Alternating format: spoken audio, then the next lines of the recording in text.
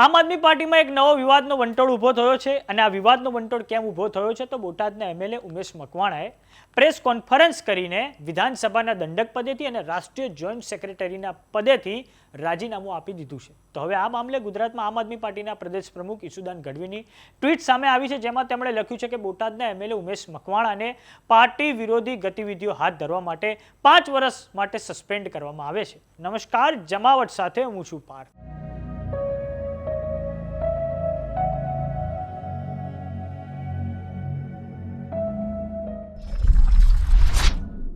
હમણાં જ થયેલી વિસાવદરની પેટા ચૂંટણીમાં આમ આદમી પાર્ટીના ગોપાલ ઇટાલિયાનો વિજય થતા જે ગુજરાતનું આમ આદમી પાર્ટીનું એકમ છે તેમાં ઉત્સાહનો માહોલ જોવા મળ્યો હતો.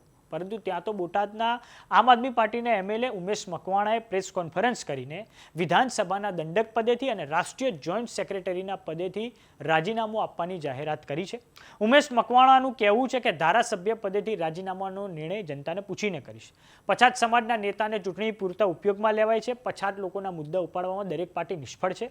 દરેક પાર્ટીમાં જાતિવાદી માનસિકતા ધરાવતા લોકો વધતા જાય છે. દંડક અને આપના રાષ્ટ્રીય માળખામાં પણ મેં સેવા આપી છે. રાષ્ટ્રીય જોઈન્ટ સેક્રેટરી તરીકે પણ રાજીનામું હવે આપું છું. હવે માત્ર આમ આદમી પાર્ટીના કાર્યકર તરીકે કાર્યરત રહીશ.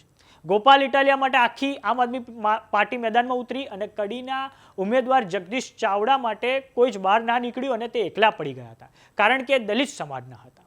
તો હવે આ બાબતે આમ આદમી પાર્ટીના પ્રદેશ પ્રમુખ ઈસુદાન ગઢવીએ પ્લેટફોર્મ એક્સ પર ટ્વીટ કરીને લખ્યું છે कि उमेश मकवाणा को पार्टी विरोधी एवं गुजरात विरोधी गतिविधियों के लिए 5 साल के लिए पार्टी से सस्पेंड किया जाता है. आम आदमी पार्टीના પ્રદેશ પ્રમુખ ઈસુદાન ગઢવીએ આ જાહેરાત કરી છે ઉમેશ મકવાણાને સસ્પેન્ડ કરવા માટે. તો આ બાબતે અમારા જમાવટ મીડિયાએ પણ ઉમેશ મકવાણા સાથે વાત કરી છે એમને સસ્પેન્ડ કરવા પર. તો આવો સાંભળીએ ઉમેશ મકવાણાએ શું કહ્યું છે. મારી પાસે સુધી એવા મેસેજ નથી, બરાબર, અને સસ્પેન્ડ કર્યા હોય તો ચોક્કસપણે મને એમાં કાંઈ ફેર નથી પડવાનો. હું મારા ઓબીસી સમાજ માટે, મારા ગરીબ સમાજ માટે, કોળી સમાજ માટે કદાચ પાર્ટી મને સસ્પેન્ડ કરે તોય હું મારી બોટાદની જનતાનો અવાજ ઉઠાવતો જ રહેવાનો છું. રહી વાત જો ભારતીય જનતા પાર્ટીના વિચારધારાવાળી જો આમ આદમી પાર્ટી બનશે તો ઉમેશ મકવાણાને સસ્પેન્ડ કરવાની વાત નથી. ઉમેશ મકવાણાએ અગાઉથી જ રાજીનામા દરેક પદેથી આપી દીધા છે. એટલે કાર્ય ચોક્કસપણે વિચારી 100%. આમ આદમી પાર્ટીએ જો મને કાર્યકર્તા તરીકેમાંથી સસ્પેન્ડ કર્યો હોય છે તો પછી ચોક્કસપણે હું રાજીનામું આપીશ. નહીં, હું મારે કોઈ અન્ય પાર્ટી સાથે કોઈ સમર્થન આપવાની વાત જ નથી.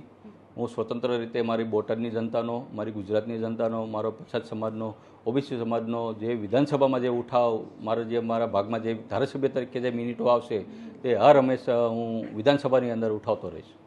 આમ આદમી પાર્ટીમાં જે વિવાદનો વંટોળ ઊભો થયો છે તે જોતા એવું લાગ્યું છે કે 5 પાંડવો પૂરા નહીં થઈ શકે. પરંતુ હવે જોઈએ આગળ શું થાય છે. ઉમેશ મકવાણા પોતે આગળ હવે કયું સ્ટેન્ડ લે છે એ તો હવે ભવિષ્યના ગર્ભમાં છે. તો આ બાબતે જે પણ અપડેટ હશે અમે તમને આપતા રહીશું. જોતા રહો જમાવટ. કેવો લાગ્યો અમારો વિડીયો અમને કમેન્ટ બોક્સમાં લખીને જરૂર જણાવો. જો તમે અમને યુટ્યુબ પર જોઈ રહ્યા તો સબસ્ક્રાઇબ કરો. જો તમે અમને ઇન્સ્ટાગ્રામ અને ફેસબુક પર જોઈ રહ્યા તો ફોલો કરો. નમસ્કાર.